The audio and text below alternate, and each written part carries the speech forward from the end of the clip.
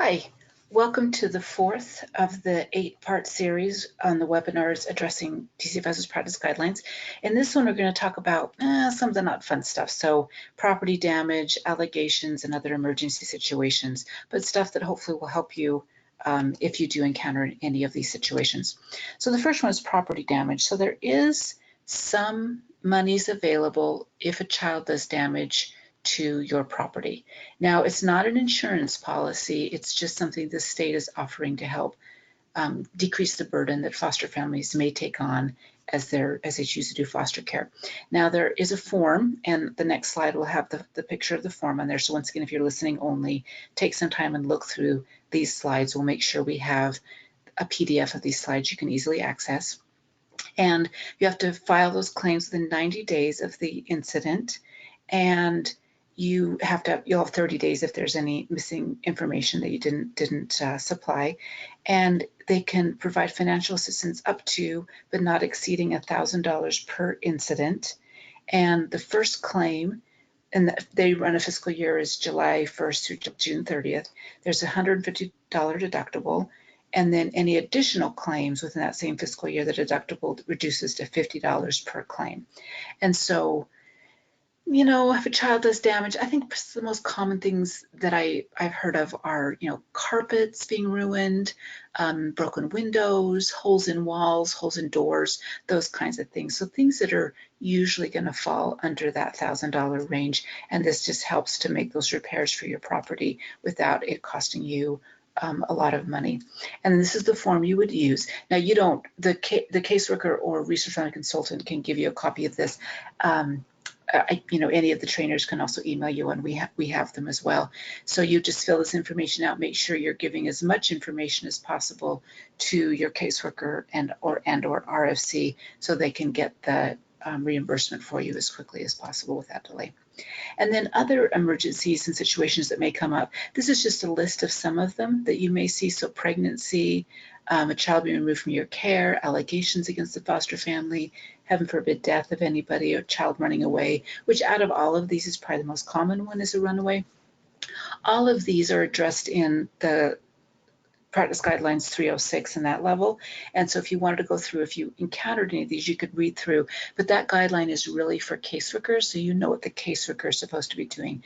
And certainly that would be the first call you would make, would be to the caseworker. And if it's after hours, you will have the number for the on-call caseworker.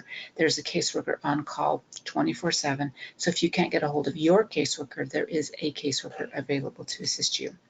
And then allegations. So this is not a fun thing to talk about, and it's something that concerns a lot of families. What the research shows is about 8% of foster families in Utah have an allegation of abuse or neglect against them in any given year. A lot of times those are misunderstandings, potentially even false allegations. The investigators are really good at figuring that out. One of my favorite stories is we had a shelter family years ago when I worked for the county, and she had a 5-year-old boy in her home, and he and her 4-year-old daughter were fighting over a ceramic cereal bowl. One had one side of it, the other one had the other side of it. Well, the little girl lets go of it. The boy falls back, the cereal bowl hits him in the head, and right then, literally, his school bus comes to pick him up. He jumps up, runs out the door, gets on his school bus, and goes to school. Well, by the time he gets to school, he's got a really nice goose egg on his forehead. And the teacher says to him, "What happened?" And he said, "I got hit in the head with a cereal bowl at my foster home." So you know exactly what she thinks. So she calls Child Protective Services, as she should. And by the time the kid got home from school, it had all gotten resolved. So that kind of thing does happen. It's scary, it's not fun, it feels icky when you're trying to help a kid and people are saying you're actually hurting a kid. But the investigators are very good, and they understand how things happen, and they're good at getting to the bottom of mistakes or false allegations. So these are just some suggestions, and we do a training. We have several trainers around the state who do trainings in allegation prevention and response, and so I'd recommend going to one of those two. And I think we have an online one, I'm not sure, but it's a good one to do. And these are just some things you can do. Just be really open and above board about everything you do. Be very transparent. Communicate everything with the child's parents, the caseworkers. Be an open book. saying no, if there's just something that you can't handle, don't try to handle it. It's okay. If you need help, ask for help, and make sure the child feels like they're being heard in your home. Good documentation is really important, because there's a question later on, you can come back, because our memories are really fallible. You can come back and you have a better idea of what actually happened or when something happened. Let the caseworker know of any concerns, injuries, anything like that, because we don't want those misunderstandings to lead to allegations. Making sure the child is confident. It's interesting to think that kids are actually less likely to make false allegations if they feel confidence and they feel like their voices are being heard and they can be heard. Communicate clearly. So if you're having to help a young child bathe, you are very clear about what's happening, when it's happening. You talk to the child, you want the door open, closed. You're making sure that you're very transparent in your actions.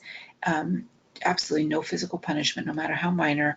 And we recommend what's called the rule of 3, so you're not leaving yourself alone with a child of the opposite sex, especially as we start getting into that upper school age and adolescent ages. And then if the youth or child reports an allegation of abuse to you, whether it's something that happened before they came in your home or while they've been in your home, you are absolutely required to report that, and you would do that with intake. And this is the number of intake, which is where it's a centralized location where they receive all of the child abuse referrals. And then if there is an allegation against a foster family, DCFS doesn't investigate that, because it would be a conflict of interest, because you are kind of a part of DCFS as a foster family. And right now, the investigations are being handled by the Attorney General's office. That changes sometimes, but right now that's who's handling those. So that's who would do the actual investigation.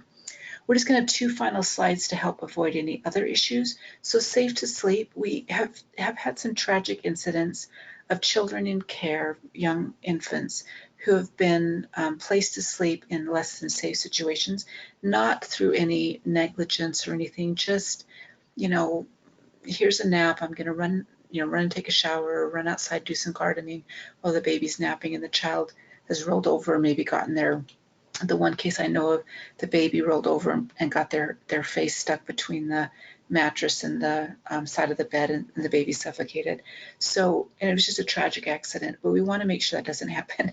And so if you're not acquainted with the safe to sleep practices, I'd recommend just reading through that. SIDS and suffocation are kind of 2 different things, but the things that reduce suffocation may also reduce SIDS. And so we want to make sure we're not putting kids on soft surfaces, we're placing them on their back to sleep, we're keeping soft things like all that, those quilts and soft animals and all that stuff you think kids would love, but actually are hazards to them, keeping that stuff out of their crib or bassinet. And remembering that every sleep time counts. So whether it's a nap, whether it's, just a quick lay down, for a few minutes, or at nighttime, every time counts. And so it's safe to sleep every time. And then I just want to briefly go over interacting with dogs, and, cats probably apply here too, although I think we were more about dog bites and cat bites. We've had a couple incidents of children coming into care, and maybe it's been a couple who's never had children, and so the animals aren't acquainted with children, and the children had never been taught how to act around dogs. And so if you don't know a lot about this, I would get online and do some research about teaching kids how to interact safely with dogs. There's some really cute videos on YouTube. There's this one family, and I can't remember what it's called, but there's a family that does these really cute videos where they show the kids the right way and the wrong way. Well, I don't think they do any wrong ways because they don't want to agitate the animals, but they do it in a really fun way. And there's videos, and there's, like, I have a little handout here. There's lots of things, but we need to be good examples too. So I have a terrible habit of grabbing my dog and hugging her. Most dogs actually don't like to be hugged. My dog doesn't like it. I should stop doing it. Certainly if I had a kid in the home, I would definitely really want to stop doing that, because I don't want to have the child think that that's okay when it isn't okay.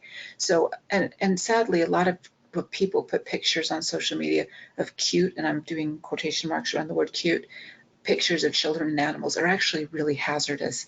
Kids don't sit on animals. They don't play with their teeth or their ears. They don't take their food away from them. They don't go in the crate with them. There's lots of things that people think are funny and cute that actually are quite dangerous. So there's a lot of good information out there. Take your time to acquaint yourself if you're not already. And if you have pets in your home, when kids come in, make that one of the first priorities, and then lots of supervision. So even if you're teaching the kids, you're supervising still when those kids are around animals. My niece used to always want to go off in the room by herself with my incredibly gentle Labrador, but I used to always tell her she still has teeth, and so I'd never let her do that. I'd always supervise, so make sure you supervise well. And that's the end of this one, and I will see you for the next one. Thanks so much.